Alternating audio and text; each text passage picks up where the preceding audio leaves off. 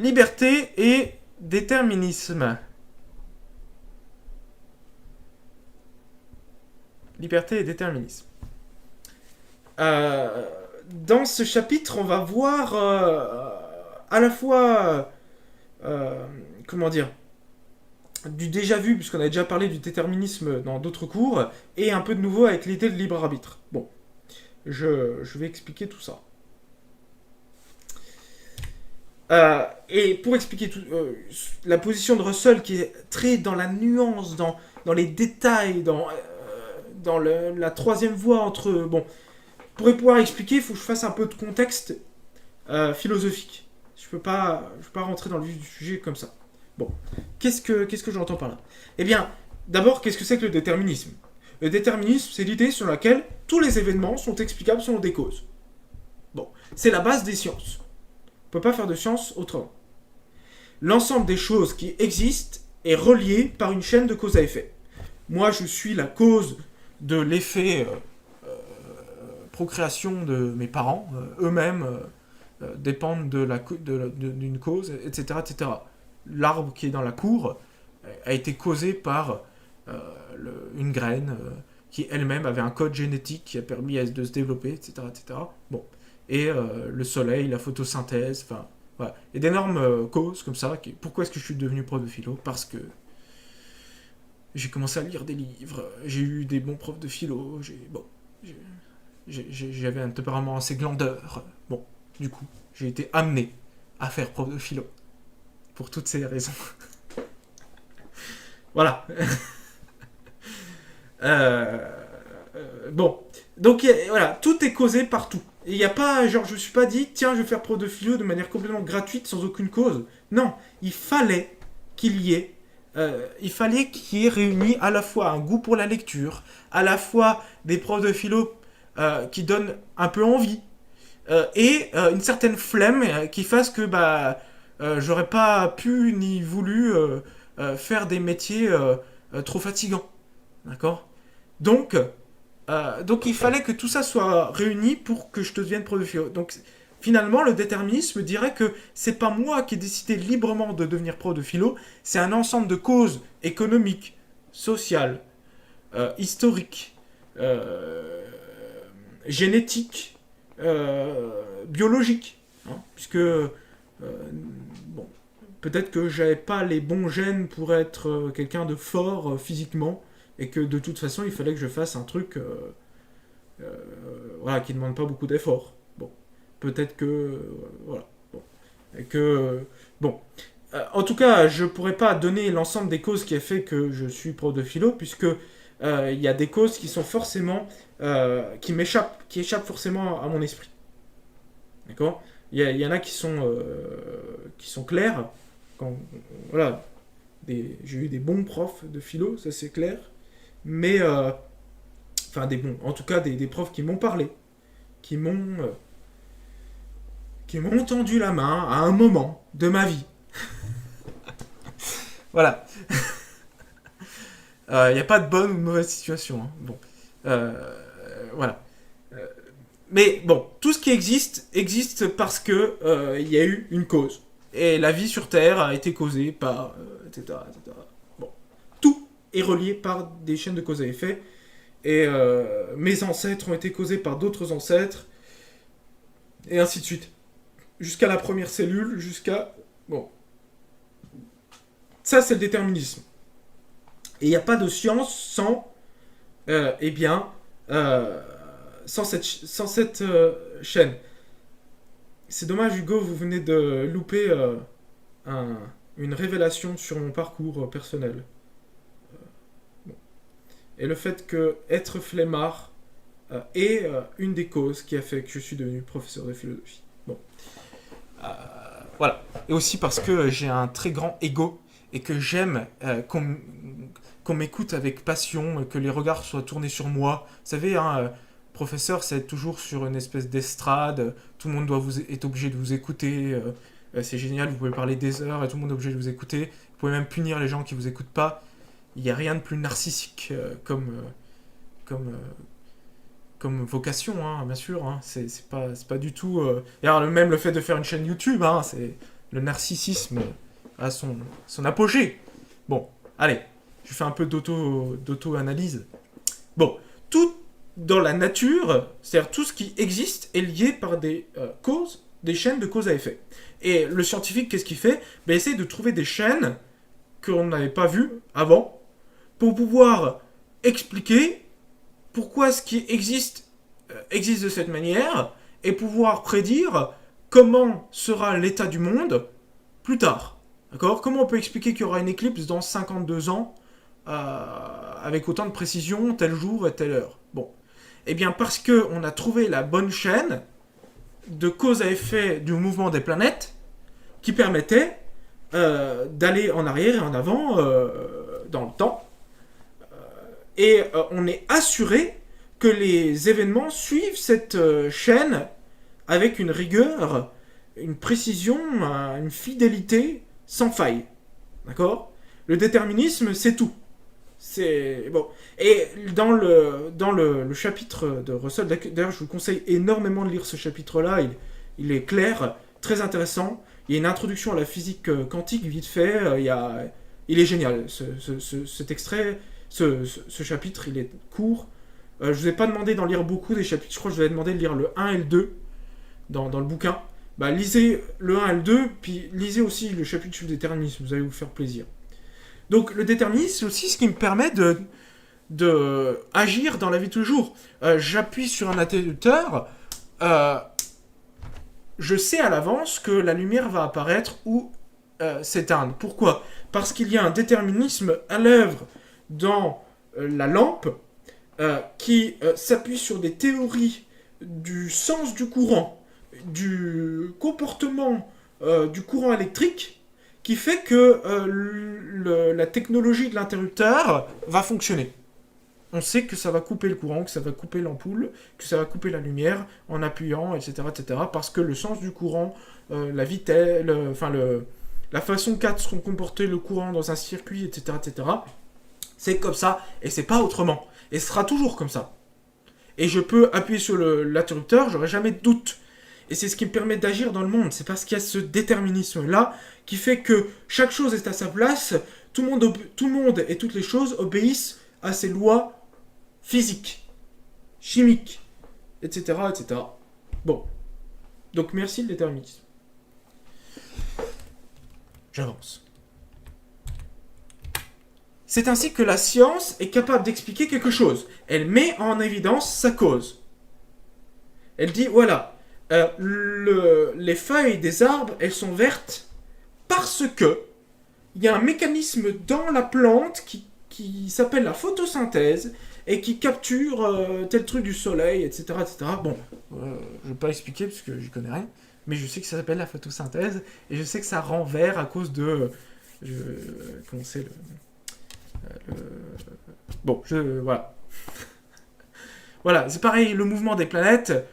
Pourquoi est-ce que la dame de la météo, elle dit qu'on aura tant de minutes de plus de soleil demain? Bah parce que il y a un déterminisme dans le mouvement des planètes, la gravité, etc., etc., attraction.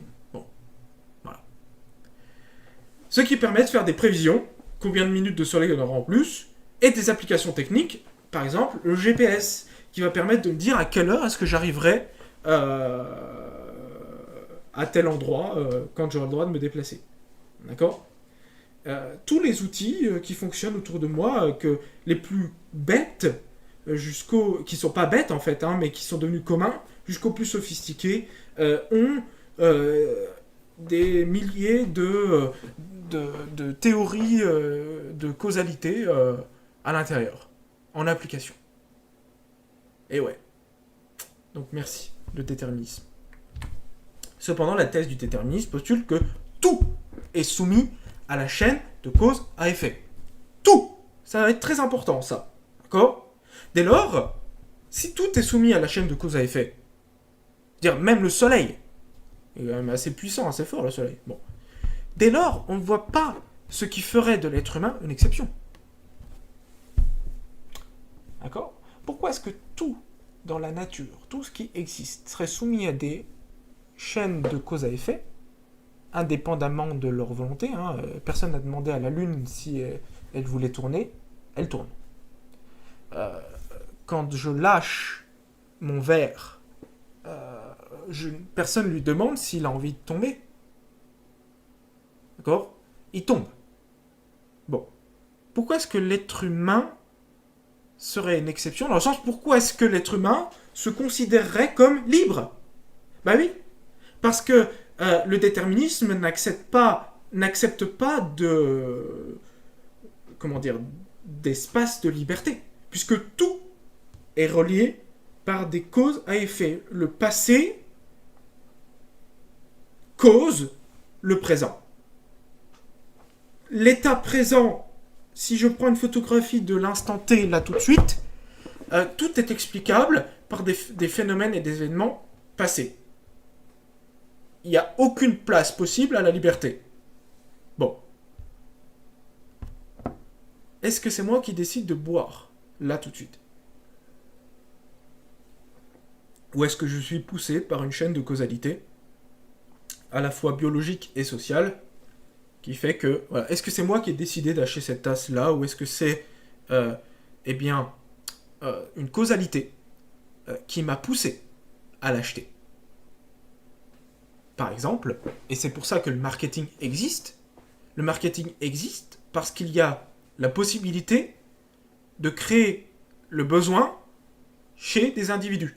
Par exemple, le besoin d'avoir une tasse à l'effigie de Pac-Man. Le marketing sait qu'il existe des lois causales dans l'esprit humain qui font que il est porté à avoir une émotion à la vue d'une forme qu'il a connue dans son enfance. Ok? Donc, ayant connu Pac-Man pendant mon enfance, j'éprouve une émotion à l'âge adulte en voyant une forme ressemblant à Pac-Man, je suis porté, influencé à acheter l'objet ayant cette forme et me provoquant une émotion. Le marketing existe parce qu'il n'y a pas de liberté humaine. Parce qu'on peut prévoir l'action des individus. Si on peut prévoir l'action des individus, c'est qu'ils ne sont pas libres. Parce qu'on a déjà fait le choix à leur place, avant qu'ils le fassent. Et eux ont déjà choisi, j'avais déjà choisi cette tasse avant qu'elle existe. D'accord? Puisqu'il existe une loi causale qui fait que l'être humain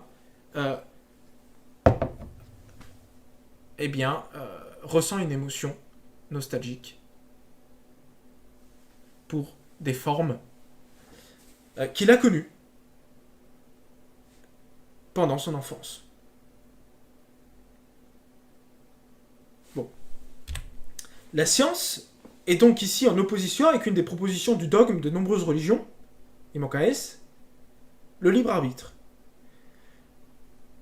De nombreuses religions et de nombreux individus qui sont pas forcément religieux, puisque c'est pas l'exclusivité de la religion, mais on verra pourquoi, pensent qu'il existe un libre arbitre, c'est-à-dire un agent, un individu capable de choisir par lui-même, sans être influencé. Pour la religion, ça prend cet exemple-là. Chaque individu a la liberté de choisir entre le bien et le mal. Et c'est ce qui permettra à Dieu de les juger. C'est pour ça que les religions, dans leur grande majorité, sont...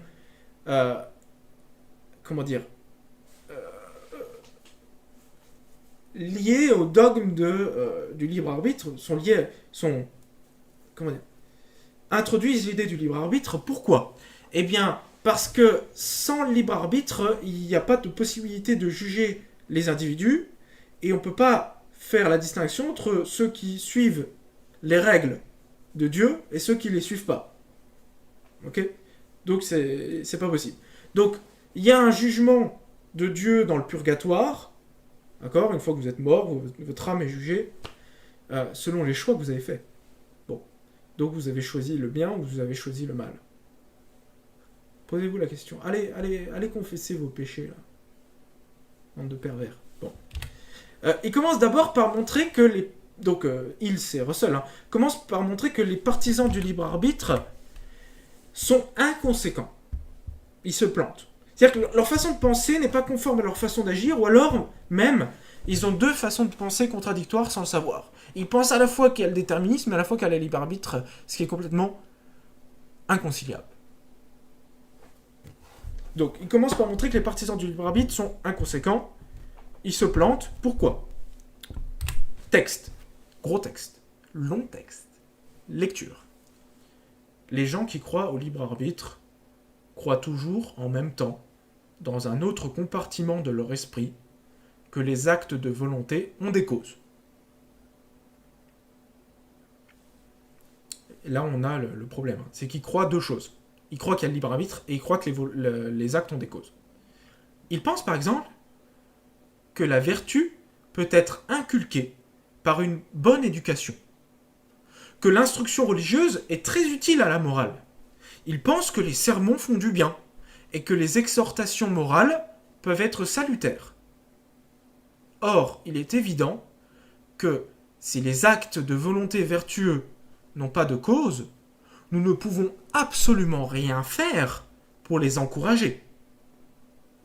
Dans la mesure où un homme croit qu'il est en son pouvoir ou au pouvoir de quiconque d'encourager un comportement souhaitable chez les autres, il croit à la motivation psychologique et non au libre arbitre.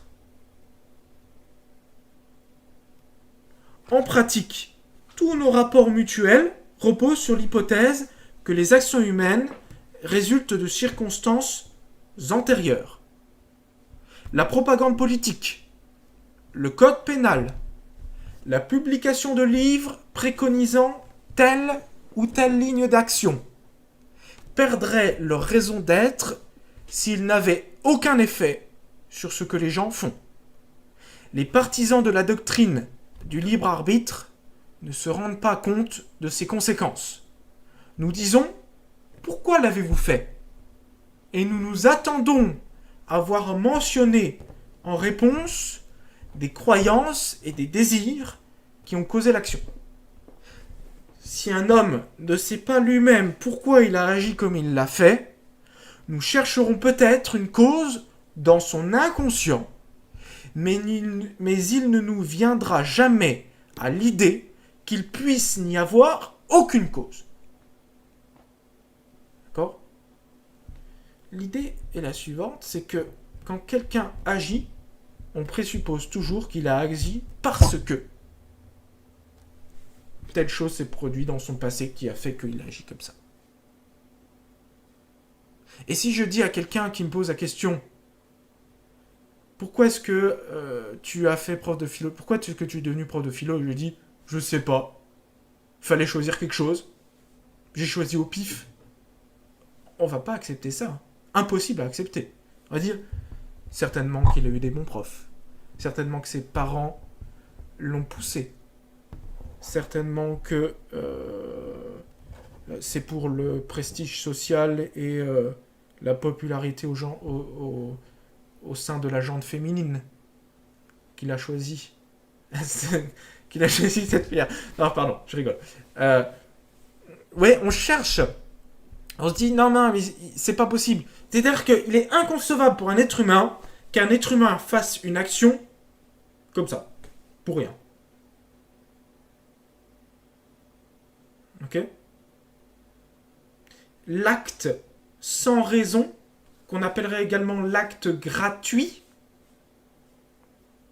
n'existerait pas. Pourtant, on croit qu'on est libre. Vous voyez ? Donc, Russell montre qu'il y a là, à l'intérieur même de la façon dont on a de se comporter ou de parler, le cœur du problème. C'est-à-dire que, à la fois, on ne conçoit pas d'actes sans cause, c'est-à-dire purement libre, à la fois, on conçoit que l'être humain est libre. Et là, il y a un problème. Hein. Il y a un problème. Donc, il y a deux problèmes. Le premier, c'est on ne peut pas faire de science et croire que l'être humain est libre, puisque si on fait des sciences, on doit postuler le libre arbitre. L'exact inverse. Si on fait des sciences, on doit postuler le déterminisme de tout.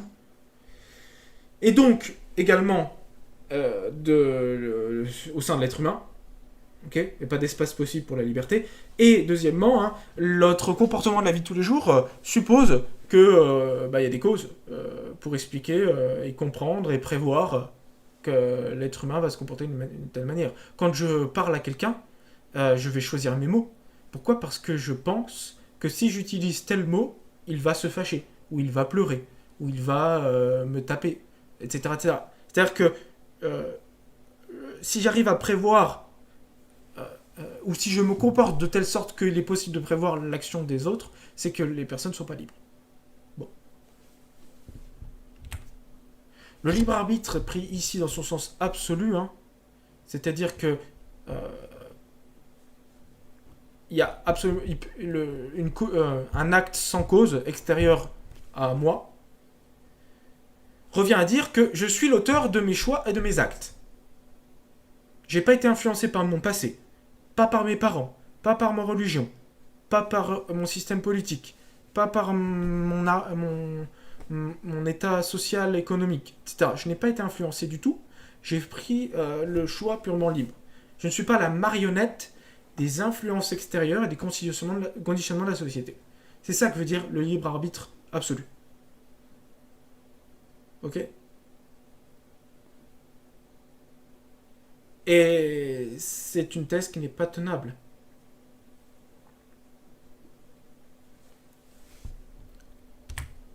Russell s'attaque dans ce texte aux religieux qui prônent le libre arbitre tout en étant des prédicateurs de leur religion. Hein, c'est-à-dire qu'ils vont essayer de convertir les gens à leur religion. S'ils sont capables de faire des cours de religion et de penser que ça va changer les êtres humains, c'est qu'ils pensent qu'ils peuvent les influencer, qu'ils ne sont pas libres.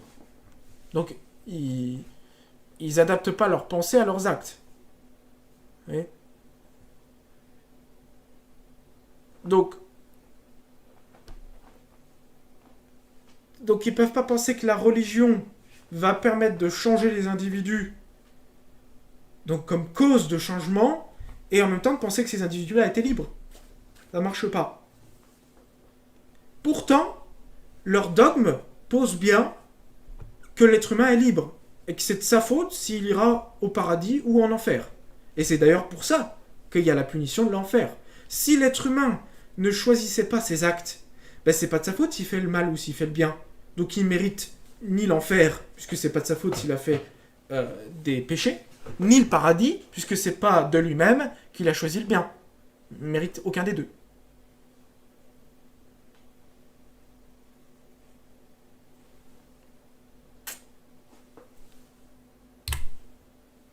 En réalité, la plupart du temps, les choix et les actions des individus viennent bien plutôt de causes extérieures à leur volonté. Ça, c'est pour Russell. Et le déterminisme, puisque Russell soutient une forme de déterminisme. Attention, on va préciser. Tout est fait dans la société pour forcer et inciter à un certain comportement. Marketing, code pénal, comme l'a dit Russell juste avant. Les actions sociales, ou tout à l'heure, comme on disait, je peux prévoir l'action de mon ami à la tournure que va avoir une de ses phrases. D'accord? Tout simplement. Bon. Donc pour Russell, on se comporte comme si il n'y avait pas de liberté. D'accord? Dans la société, tout est fait comme si il n'existait pas de liberté. Donc, voilà. Si on croyait vraiment au libre arbitre, il n'y a pas de possibilité. Donc adhérer à un libre arbitre absolu reviendrait à accepter que quelqu'un puisse faire un acte sans aucune raison, sans aucune cause. Et le problème, c'est que si j'essaye de vous prouver que un tel acte existe, eh bien, il est causé il serait causé par le fait que j'ai envie de vous le prouver. C'est-à-dire si je me mettais à secouer les bras et à prononcer des mots qui n'existent pas d'un seul coup, en disant j'ai fait ça de manière complètement libre, ben non, j'ai essayé de vous prouver que j'étais capable de faire un acte sans aucune cause. Donc là, il y a encore une cause. D'accord? C'est-à-dire que tout semble soumis à une cause. Et même si je vous dis que j'ai tué quelqu'un juste comme ça, de manière complètement indifférente, sans aucun motif. J'ai juste tué un passant qui passait comme ça, je l'ai tué. Juste comme ça. Il m'a rien fait. J'ai juste voulu essayer un acte gratuit. Ça va à l'encontre de notre psychologie intuitive, c'est-à-dire la psychologie qu'on a sans avoir fait de la psychologie, c'est-à-dire la façon dont on se représente le fonctionnement de l'esprit humain. Ça paraît complètement absurde. Et d'ailleurs, quand les gens vont au tribunal, le but c'est aussi de comprendre le motif, le, le, pourquoi. Pourquoi la personne a fait ce qu'elle a fait. Le mobile.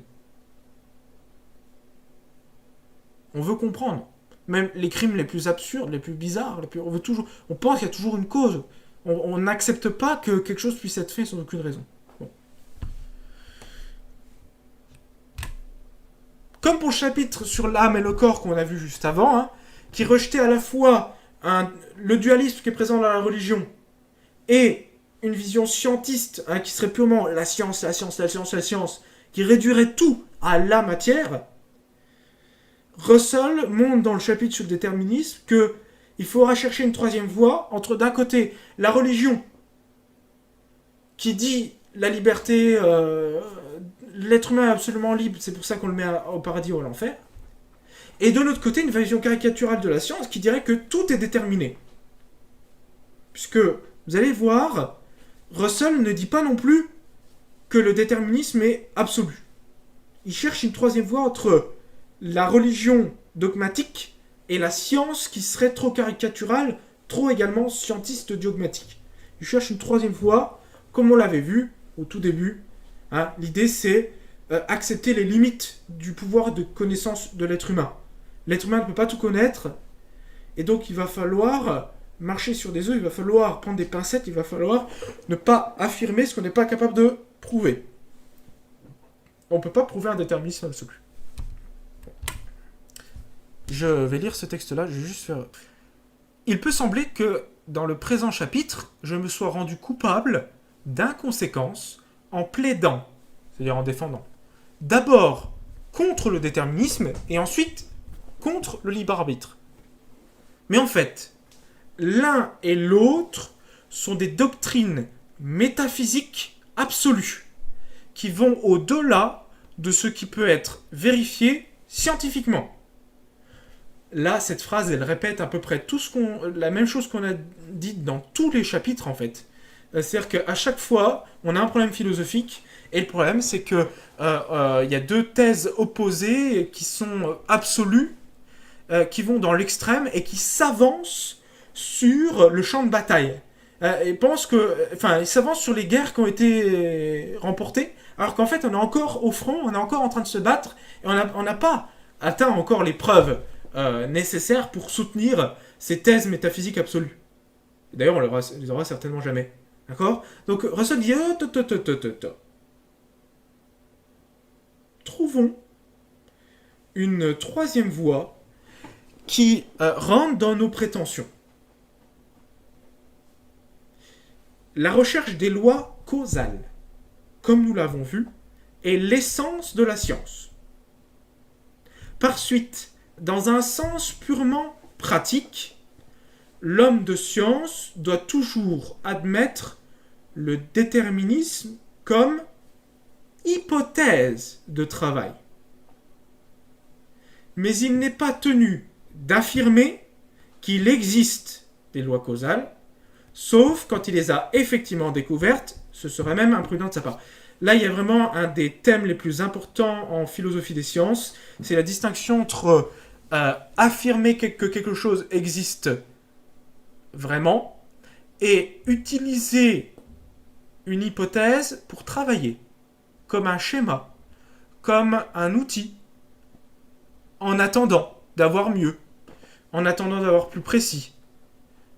Une hypothèse qui est en train d'être testée, qui n'est pas encore complètement validée, etc. etc. D'accord ? C'est tout le débat qu'on avait eu sur est-ce que la science doit affirmer l'existence absolue des choses ou est-ce qu'elle doit uniquement se cantonner à des prévisions de ce qui peut se passer, à des applications pratiques, etc., etc. Entre réalisme des théories, les théories existent dans le réel, et anti-réalisme ou instrumentalisme, c'est-à-dire, eh bien, les théories ne sont que des instruments, des hypothèses de travail. On joue avec, c'est des schémas, mais elles n'existent pas réellement et absolument. Okay, c'est un texte qui reprend à peu près toutes les thèses, comme ça c'est très bien. On refait des révisions. Bien. Mais il serait plus imprudent encore d'affirmer positivement qu'il connaît un domaine où les lois causales n'agissent pas. Et là, il s'attaque directement aux religieux. Cette assertion serait imprudente à la fois théoriquement et pratiquement. Pourquoi il s'attaque aux religions ? C'est le domaine à la fois du libre arbitre, mais aussi de tout ce qui est mystique, de tout ce qui concerne Dieu, hein, puisque les religieux vont dire, mais Dieu ne peut pas le soumettre au déterminisme, il est absolument libre. C'est lui qui a créé d'ailleurs les lois causales, ils diront, donc il n'est pas soumis au déterminisme, et on le sait. Et donc Russell dit, non, on ne le sait pas. D'accord ? Faut arrêter de dire qu'on sait des choses qu'on ne sait pas, qu'on n'a pas prouvé. Bon. L'assertion, donc l'affirmation, comme quoi il existe des domaines où les lois causales n'agissent pas, hein, est imprudente, c'est-à-dire dangereuse, parce que nos connaissances ne pourront jamais devenir suffisantes pour justifier une telle assertion. Ça appartient au domaine métaphysique, comme on avait dit, avec Dieu, tout ça, et ça n'appartient pas au domaine des choses qu'on peut expérimenter et prouver. Bon, donc ça sert à rien d'affirmer scientifiquement quelque chose là-dessus. Donc ça c'est pour la théorie, et pratiquement, parce que la croyance à l'inexistence des lois causales dans un certain domaine, décourage la recherche, et peut empêcher la découverte de ces lois.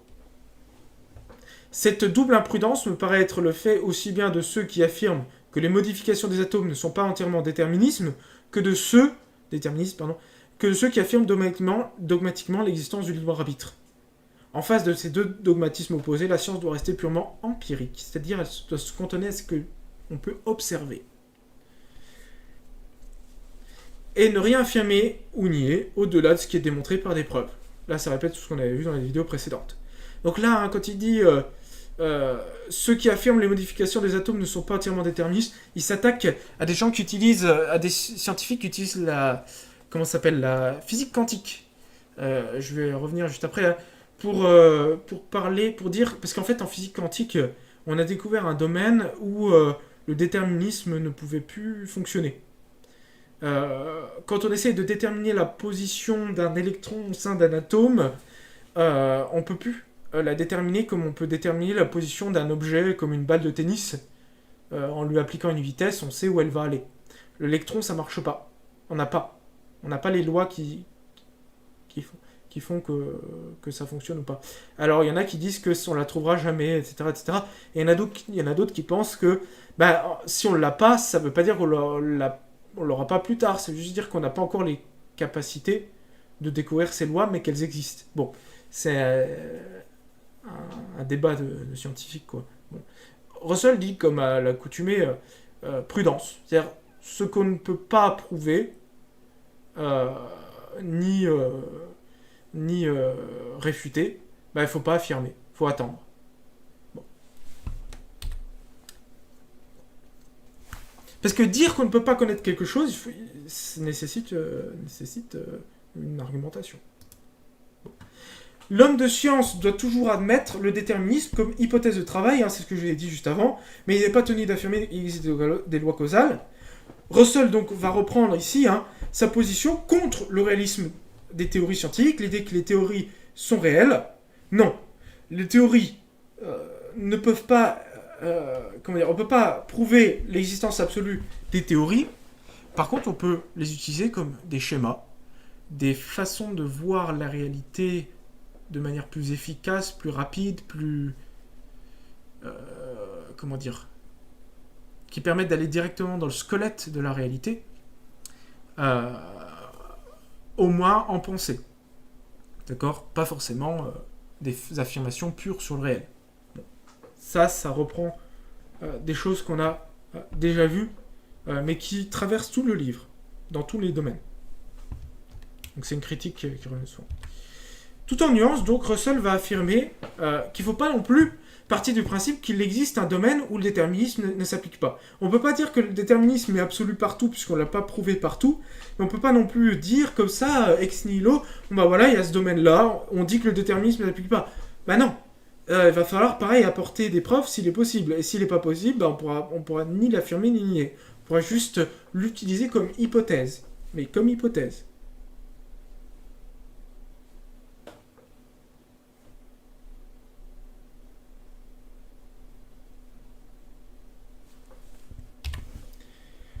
De même que la prétention à dire que le déterminisme s'applique absolument partout, dire qu'un domaine lui échappe est une prétention infondée. Ça, c'est l'idée la plus commune qu'on a dite et redite incessamment. Hein. Voilà. Revoir nos prétentions. Avoir l'honnêteté de ne pas affirmer ce qu'on ne peut pas affirmer. Absolument.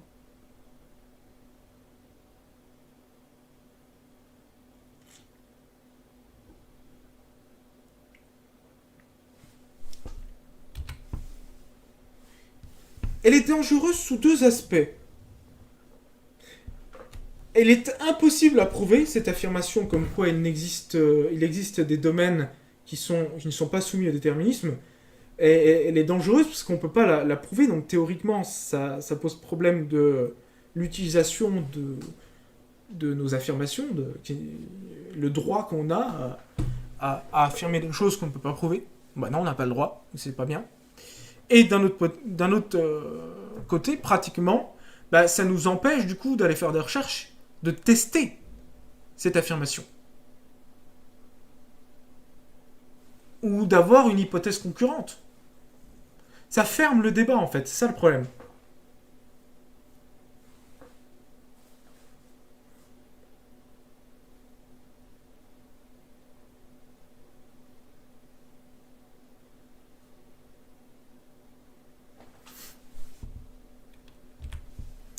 Donc le texte a le mérite de montrer clairement la critique du dogmatisme religieux, hein, qu'on a répété, hein, n'est pas non plus l'occasion pour Russell de tomber dans un dogmatisme scientiste.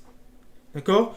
J'aimerais bien que vous n'ayez pas cette vision caricaturale du texte et du livre, de penser que parce que Russell critique la religion, ça veut dire qu'il pose la science comme une valeur absolue. Non.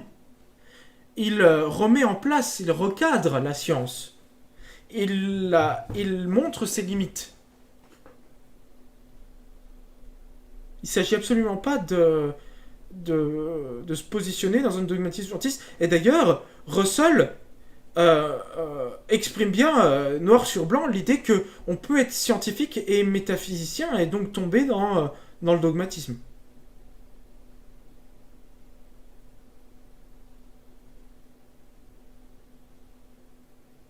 Donc c'est problématique.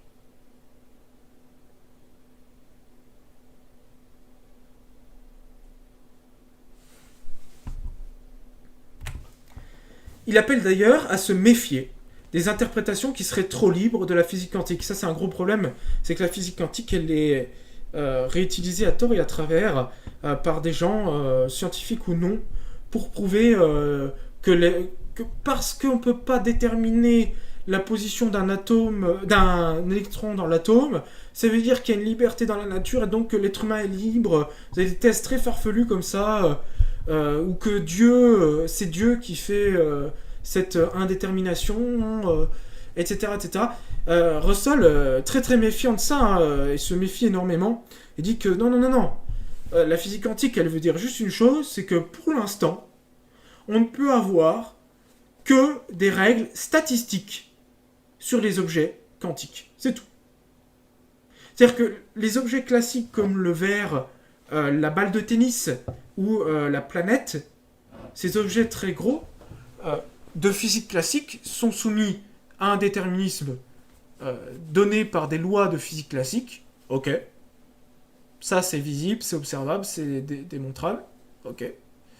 Par contre, les objets au niveau subatomique, on observe que ils sont pas aussi réguliers que les gros objets.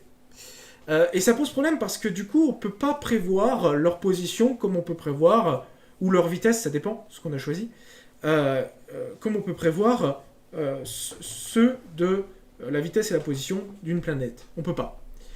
Est-ce que ça veut dire qu'ils sont libres? Non.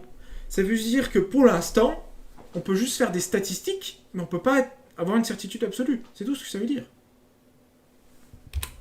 La physique quantique va introduire le doute, on est d'accord, quant au déterminisme chez les scientifiques. Puisque la physique quantique va énoncer que certains objets,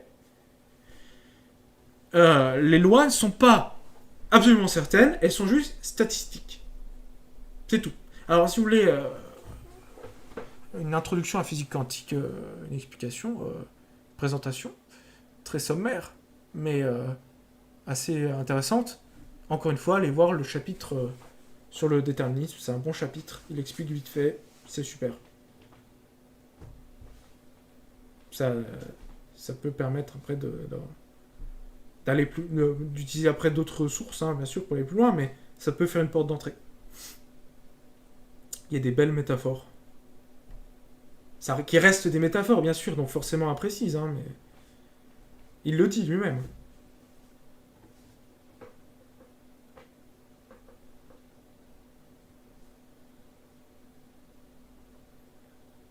Voilà. Donc, on se méfie des deux, toujours. Donc, il faut voir l'occasion hein, pour Russell de rabaisser nos prétentions à la connaissance absolue. Comme on l'a vu au tout premier chapitre. C'est comme ça tout le long du livre. Dans chaque domaine, il faut à la fois rabaisser nos connaissances, enfin notre prétention, pardon, aux connaissances absolues, mais d'un autre côté, tolérer les recherches, tolérer les essais, tolérer la critique des dogmes. Parce que on a brûlé tellement de livres, tellement de scientifiques, que maintenant il y en a marre. Nos lois causales de physique classique ne doivent pas être prises comme des connaissances décrivant le réel tel qu'il est, dans sa totalité et avec une fidélité parfaite.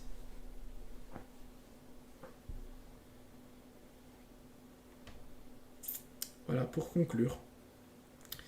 Sur le déterminisme, et puis sur les questions en fait scientifiques, puisque la prochaine fois qu'on se verra, c'est-à-dire lundi, toujours à la même heure, 10h30, ça change plus maintenant, hein, jusqu'à la fin de l'année,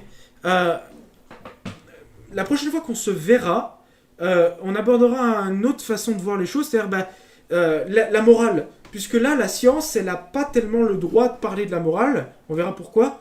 Et qu'est-ce qui se passe, ok? Donc là, ce sera plus...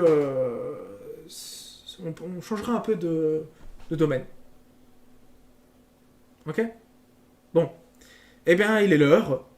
Donc, je vous souhaite bon appétit, bon courage, bon week-end. Un lundi 10h30. N'hésitez pas à poser des questions par mail ou autre. Et merci d'avoir suivi. Hein. C'est grâce à vous, c'est parce que vous êtes là que ça me donne encore l'énergie de continuer, bien sûr. Hein. Allez, au revoir.